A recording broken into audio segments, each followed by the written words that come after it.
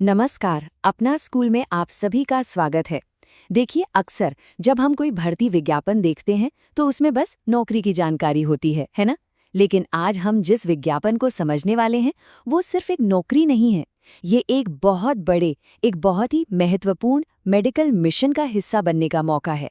एक ऐसा मौका जो भारत में हजारों जिंदगियों पर सीधा असर डाल सकता है। तो आखिर इस अवसर के पीछे का बड़ा मिशन है क्या? देखिए, ये जो लंबा सा अकादमिक टाइटल है ना, ये असल में भारत की हजारों माँओं और उनके होने वाले बच्चों के लिए एक बेहतर भविष्य की उम्मीद है। इसका सीधा साधा लक्ष्य है उन गर्भवती महिलाओं की देखभाल को बेहतर बनाना जो दिल की बीमारियों से जूझ रही हैं। सच कहूं तो ये एक बहुत ही जरूरी और सराहनीय काम है। अब इतने बड़े और जरूरी मिशन को पूरा करने के लिए जाहिर है सही लोगों की जरूरत तो पड़ेगी ही। तो चलिए अब जरा उस खास भूमिका को समझते हैं जिसे इस टीम में शामिल होकर इस लक्ष्य को हकीकत में बदलने का मौका मिलेगा। ये वो कड़ी है जो इस पूरी रिसर्च को जमीन पर उतारेगी। तो पद का नाम है प्रोजेक्ट टेक्निकल सपोर्ट 1। सुनने में ये एक एंट्री लेवल भूमिका लगती है और इसके लिए अधिकतम उम्र सीमा रखी गई है 28 साल। सैलरी की बात करें तो ये है 18,000 रुपये प्रति महीना, साथ में HRA। इस तरह के रिसर्च प्रोजेक्ट्स के लिए इसे एक स्टैंडर्ड शुरुआती सैलरी माना जा सकता है। अच्छा, यहाँ एक बात समझना बहुत जरूरी है। ये एक कॉन्ट्रैक्ट पर आधारित पद है। मतलब शुरुआत 1 साल के कॉन्ट्रैक्ट से होगी, लेकिन अगर काम अच्छा रहा और प्रोजेक्ट की जरूरत बनी रही तो इसे 4 साल तक बढ़ाया जा सकता है, जो शायद इस प्रोजेक्ट की पूरी अवधि हो। ठीक है, तो हमने पद और मिशन को समझ लिया, पर सवाल ये है कि इस भूमिका के लिए सबसे सही इंसान कौन होगा? आखिर इस टीम को किस तरह की काबिलियत और हुनर वाले एक आदर्श उम्मीदवार की तलाश है? चलिए देखते हैं कि इस प्रोफाइल में क्या-क्या शामिल है।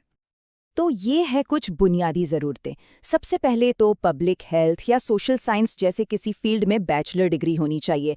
इसके साथ ही अंग्रेजी और जो भी स्थानीय भाषा हो उसमें अच्छी पकड़, मतलब पढ़ना, लिखना, बोलना सब आना चाहिए। और हाँ, आजकल के ज़माने में माइक्रोसॉफ्ट ऑफिस जैसे ज़रूरी सॉफ्टवेयर का ज्ञान तो अनिवार्य है ही।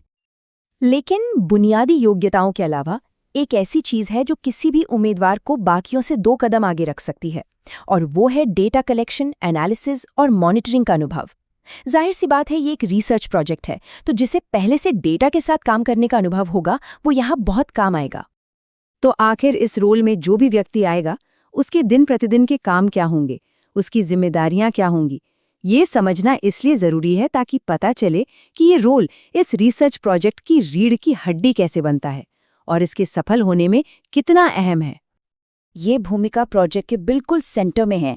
काम की शुरुआत होती है मरीजों यानी प्रतिभागियों से जुड़ने से, उनकी स्क्रीनिंग और भर्ती करने से।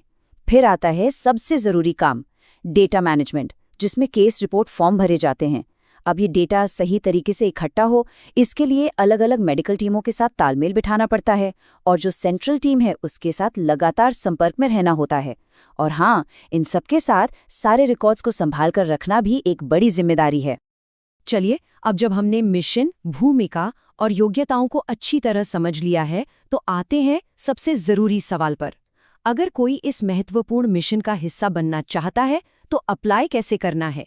इसकी पूरी प्रक्रिया क्या है? आइए अब इसके प्रैक्टिकल पहलुओं पर एक नज़र डालते हैं। जो भी इस मौके में रुचि रखते हैं उनके लिए ये 3 तारीखें बहुत बहुत महत्वपूर्ण हैं। तो ध्यान से सुनिए। आवेदन 18 सितंबर से शुरू होंगे और आवेदन भेजने की आखिरी तारीख है 27 सितंबर शाम 5 बजे तक। इस डेडलाइन का खास ध्यान रखना होगा। इसके ठीक बाद 1 अक्टूबर को इंटरव्यू की तारीख भी तय है। आवेदन करते समय एक बात गांठ बांध लीजिए, एप्लीकेशन पैकेज में सारे डॉक्यूमेंट्स होने चाहिए और फॉर्म पूरी तरह से भरा होना चाहिए। देखिए, ऐसी ऑफिशियल प्रक्रियाओं में आधे अधूरे आवेदनों पर कोई ध्यान नहीं देता, इसलिए भेजने से पहले सब कुछ दोबारा चेक करना बहुत ज़रूरी है। तो सारे ज़रूरी दस्तावेज़ों के साथ अपना पूरा आवेदन इस ईमेल पते पर भेजना है। पता नोट करते समय थोड़ी सावधानी बरतिएगा, क्योंकि आवेदन सिर्फ ईमेल के जरिए ही लिए जाएंगे और कोई भी छोटी सी गलती मौका हाथ से जाने का कारण बन सकती है। अच्छा, आवेदन प्रक्रिया से जुड़ी कुछ और ज़रूरी शर्तें भी हैं। चयन या तो लिखित परीक्षा से होगा या इंटरव्यू से, या फिर दोनों से भी हो सकता है। एक खास बात यह है कि चुने गए उम्मीदवार को सिर्फ 5 दिनों के अंदर ज्वाइन करना होगा। इससे लगता है कि प्रोजेक्ट को जल्दी शुरू करने की जरूरत है। और हाँ, आखिर में भर्ती समिति का जो भी फैसला होगा वही अंतिम माना जाएगा। और ये सब हमें एक अंतिम विचार के साथ छोड़ जाता है। भले ही एक पद के लिए विज्ञापन हो, पर सोचकर देखिए, इस तरह की भूमिकाएं मेडिकल साइंस को आगे बढ़ाने और न जाने कितने लोगों की जिंदगियों को बेहतर बनाने की बड़ी तस्वीर में कितना महत्वपूर्ण हिस्सा है। हर एक डेटा पॉइंट, हर एक प्रतिभागी और हर टीम मेंबर एक बहुत बड़े बदलाव का हिस्सा बनता है।